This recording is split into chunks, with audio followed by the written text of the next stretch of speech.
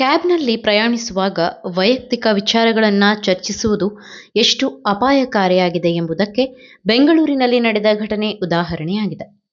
ಕ್ಯಾಬ್ನಲ್ಲಿ ನಡೆದ ಮಾತುಕತೆಯನ್ನೇ ಆಧಾರ ಮಾಡಿಕೊಂಡು ಚಾಲಕನೇ ಮನೆಗೆ ಕನ್ನ ಹಾಕಿ ಲಕ್ಷಾಂತರ ರೂಪಾಯಿ ಮೌಲ್ಯದ ಚಿನ್ನಾಭರಣ ಕಳ್ಳತನ ಮಾಡಿದ ಪ್ರಕರಣ ಬೆಳಕಿಗೆ ಬಂದಿದೆ.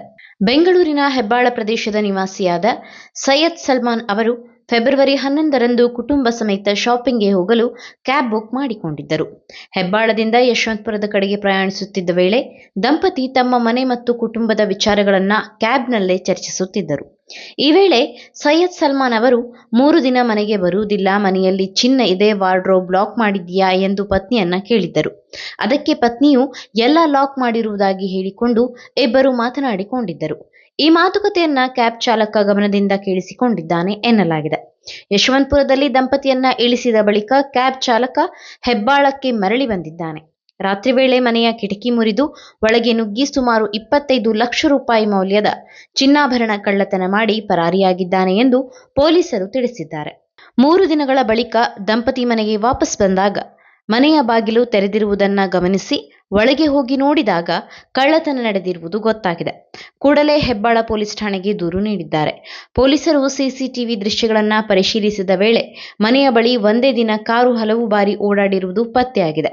ಕಾರಿನ ನಂಬರ್ ಪ್ಲೇಟ್ ಆಧರಿಸಿ ಅಬ್ದುಲ್ ರೆಹಮಾನ್ ಎಂಬ ಕ್ಯಾಬ್ ಚಾಲಕನನ್ನ ಬಂಧಿಸಲಾಗಿದೆ. Karnataka TV leader awards 2025 best ಯುವ ನಾಯಕ ನಾಮಿನೇಷನ್ ಹಳೆ ಮೈಸೂರು ವಿಭಾಗ.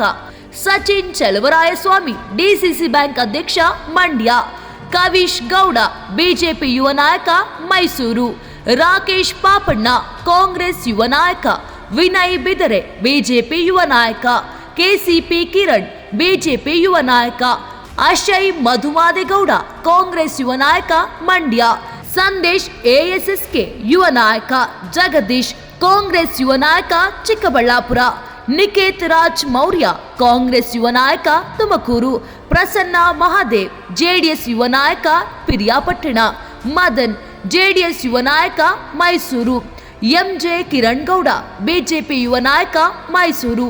ಕರ್ನಾಟಕ ಟಿವಿ ವಾಟ್ಸ್ಆಪ್ ಚಾನೆಲ್ ಮೂಲಕ ವೋಟ್ ಮಾಡಿ ಹಾಗೂ ಇವರಲ್ಲಿ ಬೆಸ್ಟ್ ನಾಯಕ ಯಾರು ಕಮೆಂಟ್ ಮಾಡಿ. ನೀವು ಸಣ್ಣ ಆಗ್ಬೇಕಲ್ವಾ? ಅದು ಒಂದು ಉತ್ತಮ ಆಹಾರದಿಂದ ಸಣ್ಣ ಆಗ್ಬೇಕಲ್ವಾ? ಪ್ರತಿದಿನ ನಮ್ಮ ಜೀನಿ ಸ್ಲಿಮ್ ನ ಯೂಸ್ ಮಾಡಿ ಯಾವುದೇ ಸೈಡ್ ಎಫೆಕ್ಟ್ ಇಲ್ದಂಗೆ ನೀವು ಸಣ್ಣ ಆಗ್ತೀರಾ.